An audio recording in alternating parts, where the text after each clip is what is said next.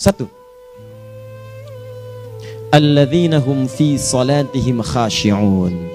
Syarat pertama, kalau ingin mendapatkan surga Firdaus tadi dan kebahagiaannya diturunkan ke bumi, dibawa sampai mati, masuk ke alam kubur lebih bahagia lagi, maka amalan pertama untuk melatih menguatkan iman itu, coba berlatih untuk menunaikan sholat dengan khusyuk.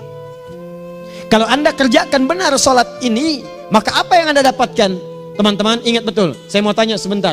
Keabadian yang abadi disebut dengan sa'id. Kalau kita ingin turunkan ke dunia percikannya kita dapatkan, usahanya disebut dengan apa? Masih ingat? Aflah itu kalau didapatkan, kata dasarnya apa tadi? Falahun. Lihat baik-baik. Kata Allah dalam Al-Quran tadi, kalau ingin mendapatkan falahun, amalan pertama sholat. Makanya ketika dipanggil sholat, kalimat falah dilekatkan pada panggilan sholat. 5 kali diingatkan. Begitu muadzin kemudian azan memanggil Anda, hayya 'alas shalah. Anda bertanya, ya Allah kenapa kami mesti sholat? Dijawab, hayya 'alal falah. Yuk, pagi yuk. Yang sejati datang sini. Belum dapat sujud, belum dapat ruku, saya berikan. Makanya ketika orang sholatnya benar, dia akan mendapatkan 5 keutamaan. Saat di dunia nih, belum ke akhirat, 5 keutamaan yang tidak diberikan pada orang yang tidak sholat. Atau orang sholat tapi sholatnya nggak khusyuk. Sebab syarat mendapatkannya khusyuk. Alladzina hum fi sholatihim khasyi'un. Bukan alladzina hum fi sholatihim saja, tapi ada kalimat khasyi'un. Artinya yang tidak khusyuk saja nggak akan dapat, apalagi yang nggak sholat. Apa yang 5 ini? Lihat baik-baik. 1, orang yang sholatnya benar, pertama kali sebelum mendapatkan kebahagiaan hakiki dari Allah Subhanahu wa Ta'ala, akan dirubah dulu perilaku hidupnya menjadi perilaku yang lebih baik. Kalau orang itu sholatnya benar, maka sholat itu akan melatih dia untuk berubah, bertransformasi jadi orang baik. Itu ada di Quran surah ke-29 ayat ke-45. Innas sholata tanha 'anil fahsya'i wal munkar. Sumber keburukan cuma 2, kalau bukan fahsya itu munkar. Maaf, pornografi, porno aksi, LGBT, kata-kata jorok, kotor itu fahsya. Di orang sholat kata Allah, mustahil berkata-kata kotor. Orang sholat tidak akan pernah mencela. Orang sholat tidak punya kata-kata jorok. Jadi kalau ada sekarang orang yang sholat senang mencela orang lain, itu berarti ada masalah dalam sholatnya. Dan dia belum dijamin sebagai ahli surga terbaik. Dan hidupnya nggak bahagia. Nggak bahagia. Aneh nih. Sholat tapi senang celah orang. Aneh. Aneh. Yang paling bahaya adalah menikmati celahannya. Itu yang paling aneh. Anda ngaji. Anda ikut taklim. Taklimnya sesuai Quran. Taklimnya petunjuk sunnah. Anda sholat, Anda puasa. Tapi Anda masih senang mencela orang lain. Dan menikmati celahan itu. Kalau nggak mencela, kayaknya nggak komplit kehidupan. Maka ada yang salah dengan ibadah Anda. Ada yang keliru. Karena mustahil taat bertemu dengan maksiat. Itu mustahil. Mungkar, keburukan yang diingkari oleh hati. Sumbernya nafsu perut dengan akal. Bohong, mencuri, menipu, membunuh, merampok, membegal, mabuk dan sebagainya. Itu namanya mungkar. Orang sholat gak mungkin mengerjakan mungkar. Jadi kalau sholat kita benar, cukuplah Anda sholat, maka Anda akan jadi orang baik. Makanya kata Nabi, Anda punya anak dari kecil ajarin sholat. Sholat kalau naik jadi balik, kerjakan terus. Kasih pelajaran membuat dia mengerti. Kalau masih susah, berikan pelajaran. Ini sering diterjemahkan dengan memukul.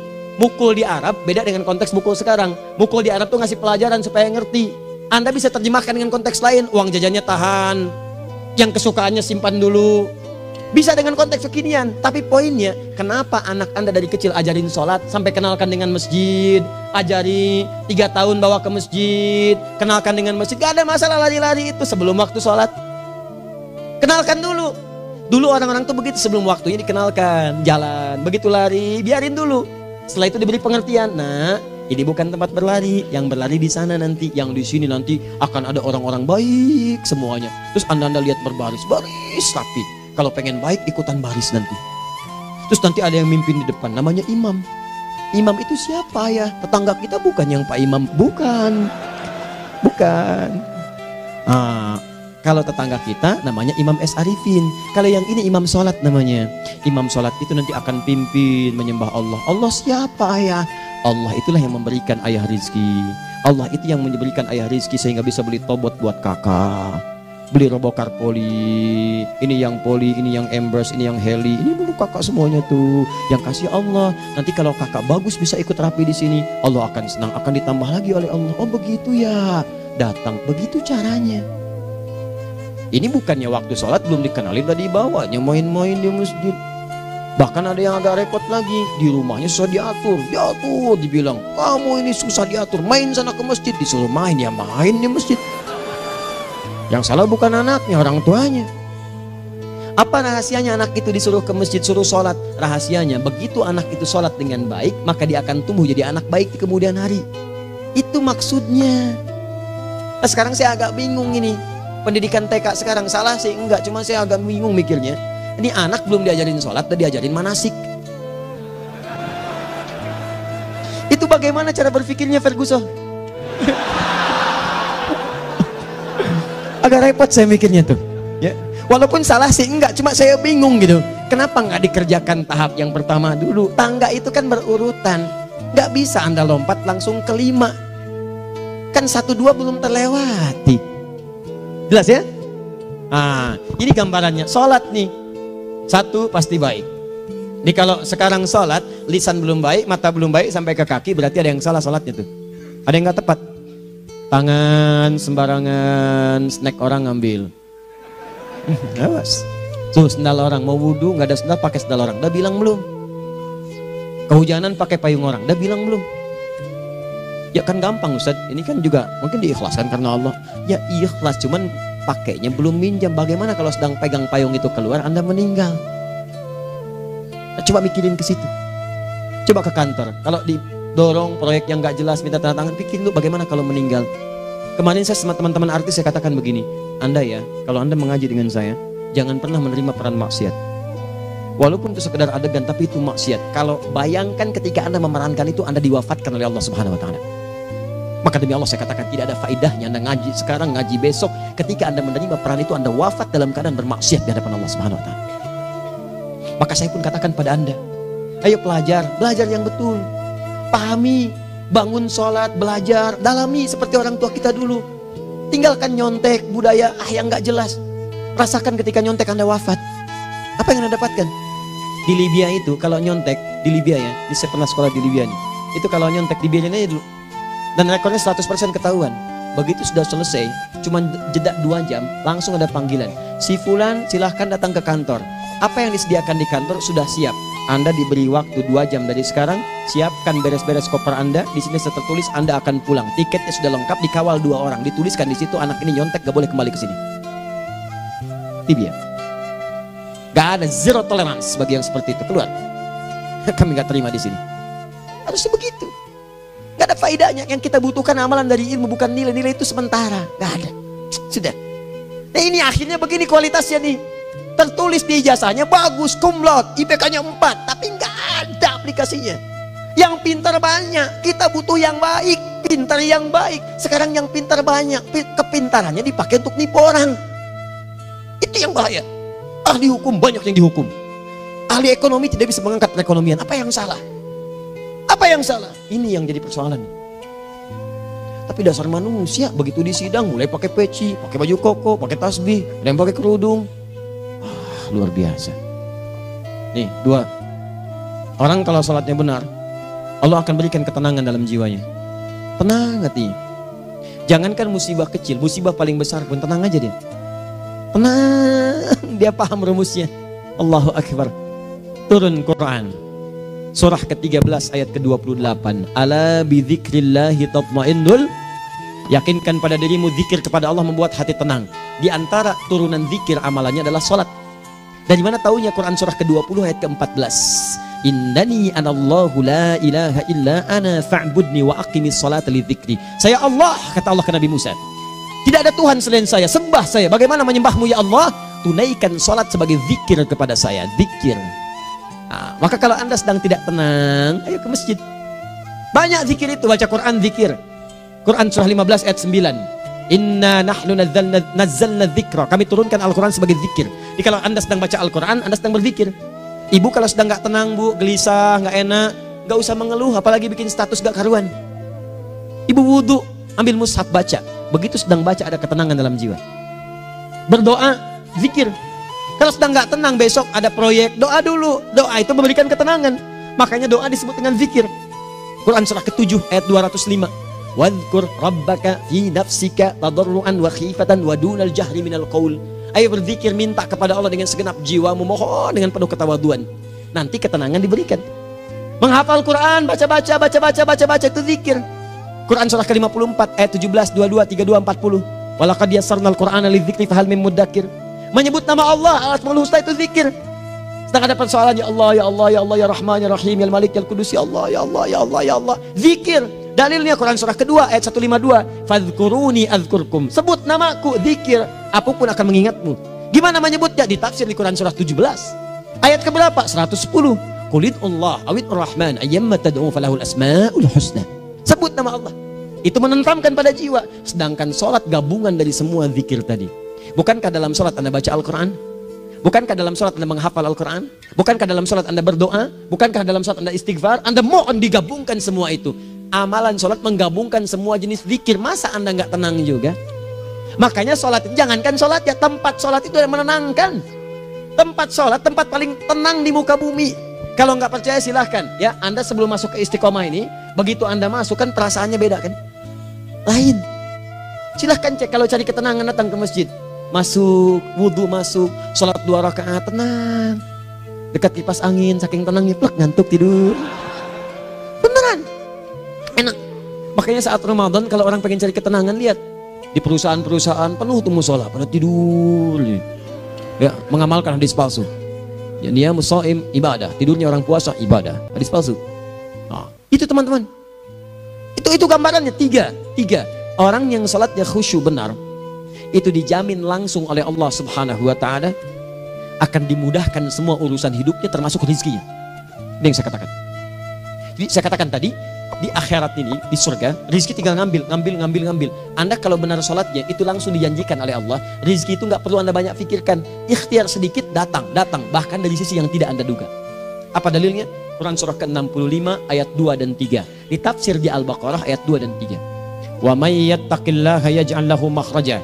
Ada orang yang meningkatkan takwanya kepada Allah, kami mudahkan urusan hidupnya. Setiap persoalannya diberikan jalan keluar, mudah. Solusi. Setiap ada problematika, ada solusi. Wa yarzuqhu min haitsu la yahtasib. Dan kalau dia ingin mendapatkan rezeki, bahkan kami kirimkan dari sisi yang tidak dia duga. Orang lain capek ini datang lagi, tawaran proyek datang lagi. Utsman tuh Masya Allah kayanya banyak, tapi yang paling dirindukan bukan saat mendapatkan peningkatan omsetnya, yaitu saat dia mendapatkan waktu khusus dengan Allah untuk sholat malam hari, sampai-sampainya sempat sholat tahajud sampai khatam Al-Quran. Abdurrahman bin Auf demikian, Tamim Ad-Dari demikian, sholat karena tahu sholat itu meningkatkan rizki. Karena tahu kuncinya ada di situ, Allah yang punya rizki, disebut dengan Razzaq, pemilik rizki. Maka saya harus punya hubungan dekat dengan Allah. Kalau sudah punya hubungan dekat, mau apa aja gampang. Belum minta, udah diperhatikan. Silahkan cek, Anda punya hubungan baik dengan bos Anda di kantor. Ya, sebelum Anda minta, beliau udah pikirin tuh. Telepon bendahara, dia udah ngambil belum gajinya? Belum Pak, tambahkan bonus sekian. Kenapa? Karena dia mengawasi Anda. Allah maha tahu dibandingkan dengan bos Anda. Mendekat kepada Allah, semua diperhatikan oleh Allah. Siapa orang takwa itu? Kalimat takwa pertama di Al-Quran Al-Baqarah ayat 2, amalannya ayat 3. Dzalikal kitabu la raiba fihi hudal lil. Siapa mutakin itu? Ayat 3-nya. Alladzina yu'minuna bil ghaib wa yuqimunas shalah. Di gampang, kalau pengen mudah hidupnya gampang. Biaya nggak mahal, tenaga nggak banyak, tingkatkan takwa nih. Jadi kalau hidup Anda masih susah, di kantor champion, di rumah tangga bermasalah terus, atau sebaliknya, maka boleh jadi kalau gelar Anda tinggi, harta Anda banyak, tapi selalu punya masalah. Bukan Anda kurang hebat, bukan Anda kurang kedudukan, bukan Anda kurang kaya, Anda kurang takwa. Dan yang paling dahsyat, mungkin sholat Anda belum berkualitas. 4. Orang yang sholatnya benar, khusyuk dia. Bahkan saat sholat itu kalau dia minta, maka seketika doanya akan dikabulkan. Tanpa diskusi, langsung seketika. Contoh, Quran surah ketiga ayat 38-39. Demi Allah saya katakan, Nabi Zakaria punya masalahnya pelik. Sudah berumah tangga, istrinya divonis monopos, maaf bahkan mandul. Gak mungkin punya keturunan. Maka apa yang beliau kerjakan? Secara singkat beliau sholat. Begitu sholat minta kepada Allah. Hunalika da'a Zakaria rabbah. Di mihrab itu beliau bermohon kepada Allah. Bermohonnya sambil sholat. Qala rabbi habli min ladunka dzurriyyatan thayyibah innaka sami'ud du'a. Ya Allah, mereka katakan saya nggak mungkin punya keturunan. Sekarang saya ingin katakan, ya Allah, saya hanya minta darimu saja, saya nggak akan dengarkan mereka. Ya Allah, mohon Engkau maha mendengar, ya Allah. Maha mendengar doa saya. Kalau kepada yang maha mendengar aja nggak mengabulkan, kepada siapa lagi saya mesti minta? Apa yang terjadi? Fanadatul malaikatu wa huwa qa'imun yusalli fil mihrab. turun malaikat mengabarkan, sedangkan beliau masih sholat, belum selesai dalam sholatnya. Sholat khusyuk itu belum selesai sholat aja dikabulkan, doa sudah turun. Sholatnya belum selesai, doa sudah dikabulkan. Annallaha yubashshiruka bi Yahya, Allah kasih kabar gembira, doa kamu didengar, dikabulkan, kamu akan punya anak, namanya langsung dari Allah Yahya, artinya hidup yang mustahil menurut manusia. Lahir seorang dari rahim perempuan yang menepus dan mandul, bayi yang hidup, kata Allah nggak ada yang mustahil bagiku, jadi dan jadi dia. Berita baiknya, Nabi Zakaria sholat dikabulkan. Umat Nabi Muhammad sebelum sholat sudah ditunggu oleh Allah, mau minta apa aku kabulkan sekarang. Hadisnya qudsi, saya bacakan. Hadatsana qala Rasulullah sallallahu alaihi wasallam, qala Allah azza wa jalla, qasamtu shalah baini wa baina abdi. Kata Allah, saya bagi dua ya salat antara aku dengan hambaku. Wali abdi ma sa'ala. Kalau hambaku benar salatnya, aku berikan apapun yang dia minta sekarang. Idza qala al-abdu alhamdulillahi rabbil alamin. Bagian pertama, kalau hamba benar membaca Al-Fatihahnya dari alhamdulillahi rabbil alamin, kalau Allah azza wa jalla dijawab oleh Allah, hamadani abdi, hambaku sedang memujiku. Wa idza qala ar-rahmanir rahim, jika hambaku berkata ar-rahmanir rahim, qala Allah azza wa jalla athna alayya abdi, hambaku sedang menyanjungku. Wa idza qala maliki yaumiddin, qala Allah azza wa jalla majjadani abdi, kalau hambaku mengatakan maliki yaumiddin, kata Allah hambaku sedang mengagungkanku. Perhatikan sekarang. Wa idza qala al-'abdu iyyaka na'budu wa iyyaka nasta'in, jika hambaku berkata sekarang, ya Allah, kami sekarang ibadah, salat menyembahmu, dan kami sekarang sedang punya masalah, kami hanya minta tolong kepadamu ya Rabb. Apa jawabannya? Beda dengan sebelumnya. Kata Allah, hadza baini wa baina abdi, inilah perjanjian antara aku dengan hambaku. Wali abdi, kalau hambaku benar khusyuk salatnya sampai detik ini, baru sampai Al-Fatihah itu pun belum tuntas, baru sampai Al-Fatihah itu pun belum tuntas. Kalau benar bacaannya betul, salatnya dari takbir sampai dengan selesainya, sampai ayat itu, iyyaka na'budu wa iyyaka nasta'in, kata Allah, masalah apapun yang dia minta sekarang aku akan kabulkan. Besok saya kasih rahasia yang di KBP. Ada awal pembuka di awal sebelum Al-Fatihah yang kalau Anda benar bacanya, itu pengantar kepada pengabulan doa di Al-Fatihah. Apa itu? Besok. 5. Yang kelima ini yang paling diharapkan, dan ini penutup dalam kajian kita malam ini. Teman-teman sekalian, perhatikan baik-baik. Jika Anda benar mengerjakannya, maka Allah akan jamin langsung Anda akan mendapatkan kesuksesan dan kebahagiaan di semua aktivitas Anda. Kalau jadi suami, suami yang sukses, rumah tangga yang bahagia. Kalau jadi pegawai, pegawai yang sukses, dan di kantor bahagia. Masih ingat? Kesuksesan yang menghadirkan kebahagiaan, konteksnya dunia disebut dengan falah, dipegang disebut dengan aflah. Dikembalikan lagi ke atas, ke surah ke-23 ayat 1 dan 2. Qad aflahal mu'minun. Apa amalannya? Alladzina hum fi salatihim khashi'un. Persoalannya, kalau Anda sholat belum mendapatkan satu di antara 5 ini, apa masalahnya? Pertama masalahnya, kata Al-Quran, boleh jadi yang sholat itu belum khusyuk. Apa itu khusyuk? 2 maknanya, dan saya tutup di sini. Apa yang 2 itu? 1, kebanyakan orang sholat masih membawa dunia dalam sholatnya. Makanya kalau pengen khusyuk, kata Allah, maka Anda rasakan akan bertemu Allah. Rumusnya Quran surah kedua ayat 45 sampai 46. Rasakan secara singkat, mungkin itu sholat terakhir yang Anda akan kerjakan dalam kehidupan. Mungkin di sholat itu Anda wafat. Kata Allah, alladzina yadhunnuna annahum mulaqu rabbihim. Orang khusyuk itu sudah kelihatan dari sebelum sholat, dia sudah merasa persiapan menghadap Allah. Persiapan ke manusia aja, dia sudah siap-siap, mandi dulu, ganti pakaian, pakai parfum, macam-macam dan sebagainya, hanya memenuhi undangan manusia. Allah mengundang Anda 5 kali dalam sehari. Ya maaf, mengabulkan doa Anda, mencukupkan kebutuhan, menyembuhkan kalau sakit, disiapkan Anda. Harusnya apa? Penampilan sempurna. Kata Quran, orang khusyuk itu kelihatan sebelum sholat, pakaiannya kelihatan. Quran surah 7 ayat 31, ya bani Adam khudzu zinatakum inda kulli masjid. Hai anak cucu Adam, kalau tiba panggilan dari masjid, kenakan pakaian terbaikmu. Di anak cucu Adam tuh kelihatan. Kalau orang khusyuk begitu adzan kelihatan pakaiannya lain. Pakaiannya indah. Khudzu zinatakum, kenakan pakaian terbaikmu. Dipakai bertemu Allah. Bertemu manusia aja pakaian bagus-bagus. Ini aneh ya. Ada orang salah ibadah aja. Orang salah ibadah pakaiannya bagus-bagus. Lihat nih hari-hari tertentu besok tuh. Orang mau ke tempat masing-masing tuh. Ada yang pakai jas, pakai dasi, pakai batik, pakai kebaya. Anaknya dibawa, dikuncir 2, bawa manisan macam-macam. Mau salah ibadah aja tampilan bagus. Masa antum yang benar ibadahnya nggak bagus? Bedakan. Pakaian futsal, pakaian sholat ganti dengan yang sholat. Ini gimana pakaian sholat pakai pakaian futsal? Depannya gambar Messi, belakang Ronaldo. Repot. Malaikatnya juga bilang, kamu salah baju, harusnya Luka Modric.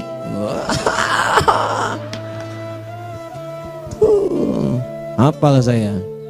Nah, yang mau tanya apa? Mourinho dipecat saya tahu. Lagi nganggur sekarang, ditawarin Benfica dia nggak terima. Sekarang jadi dia komentator di beIN Sport.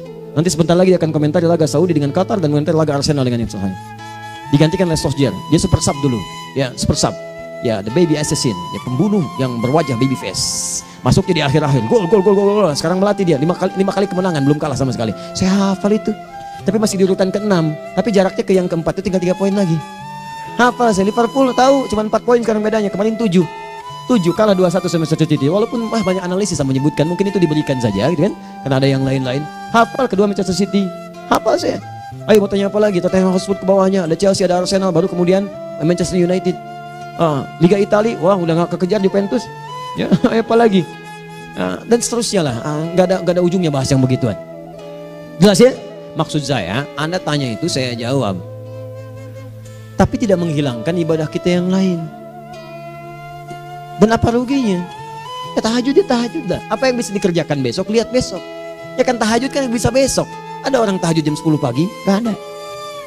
Lebih baik Anda kerjakan malam tahajud. Yang tidak bisa dilihat malam, bisa dilihat besok. Cara berpikirnya bagaimana kalau besok meninggal? Gak kesampaian teman-teman sekalian. Gak kesampaian.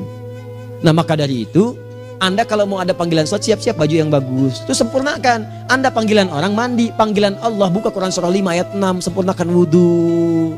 Ya ayyuhalladzina amanu idza qumtum ila shalah faghsilu wujuhakum. Wudhu yang baik. Berpakaian yang rapi. Kenapa? Karena boleh jadi saat dipanggil Anda wafat saat itu. Maka wafat Anda dalam keadaan yang suci, dengan keadaan tobat, dengan pakaian terindah pada saat itu. Yang kedua, maaf, orang-orang kurang khusyuk itu saya tutup. Yang kedua itu karena kebanyakan orang sholat tidak paham, tidak mengerti apa yang dibaca dan dilakukan dalam sholatnya. Jujur pada diri sendiri, jawab pada diri Anda. Sampai sekarang Anda sholat, berapa persen bacaan sholat yang Anda pahami? Jangan-jangan selama ini Anda sholat ribuan kali sujud, ribuan kali ruku. Gak ada yang paham yang dibaca. Sekian persen yang paham, bagaimana sholat Anda bisa khusyuk?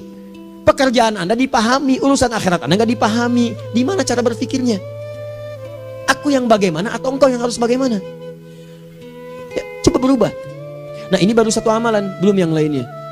Ada 5 amalan lagi yang kalau kita bisa turunkan itu, selain sholat yang khusyuk, maka jaminan tadi akan datang. Baru sholat khusyuk aja 5 datang, apalagi ditambah dengan 5 amalan lainnya lagi. Demi Allah saya katakan, dunia kecil sekali, gak ada nilainya. Akhirat aja enak, nikmat. Saya ketemu Ustaz Arifin beberapa waktu lalu, dan kita doakan semoga Allah berikan kesembuhan, kesehatan. Saya datang, biasa kita adamin berdoa, duduk. Bang istirahat, bang butuh istirahat, umat udah nunggu. Dah gak usah mikir yang lain, karena beliau cerita masjid, cerita zikro, cerita mana. Ya insya Allah, nitipin ini, nitipin itu dan seterusnya. Dan yang paling indah adalah, bang kita saling panggil weekend.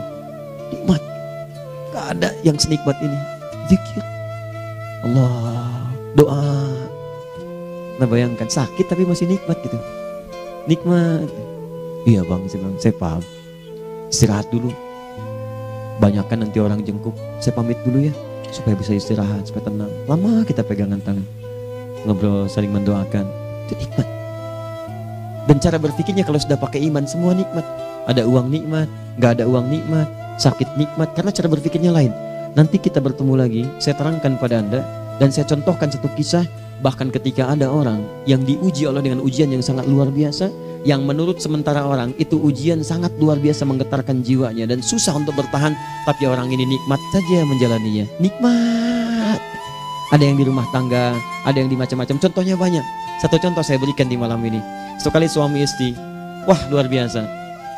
Istrinya itu cerewetnya Pak, bukan cuma cerewet, ngeselin bagi suaminya. Maaf Bu ya, bukan ibu maksudnya. Jadi semua yang dikerjakan suami salah. Pengen mangga, ayah kalau kita sekarang dibeli mangga. Kenapa mangga yang ini? Saya pengennya mangga yang lain. Belikan mangga. Kenapa beli mangga aja? Jeruknya mana? Jeruk. Semua. Pokoknya semua yang kerjakan suami salah. Tapi suami tidak pernah mengeluh. Ini kerjakan, itu kerjakan. Satu kali, perhatikan cara memandangnya. Ketika iman sudah masuk ke dalam jiwa. Kata temannya, akhi, istri kamu ini begini, nyusahin kamu. Kenapa kamu gak cari yang lain? Kan gampang ada syariat. Udah pisahin aja, cari yang lain. Kamu tenang ibadah. Apa jawabannya? Hey, Allah sudah turunkan surga ke saya lewat dia. Kenapa kamu meminta saya untuk menjauhinya dan meninggalkan surga saya? Ini cara melihat dia. Bukankah ketika ada berbagai keluhan saya sabar? Bukankah sabar mendekatkan saya ke surga? Allah kirimkan tipikal istri seperti ini supaya mendekatkan saya ke surga. Dengan itu kan saya banyak pahala. Saya sabar, pahala banyak. Sudah Allah berikan pahala kepada saya. Kamu malah nyuruh saya untuk berpisah dengan pahala itu. Perhatikan cara berpikirnya. Indah. Kalau rumah tangga seperti ini semuanya enak gitu.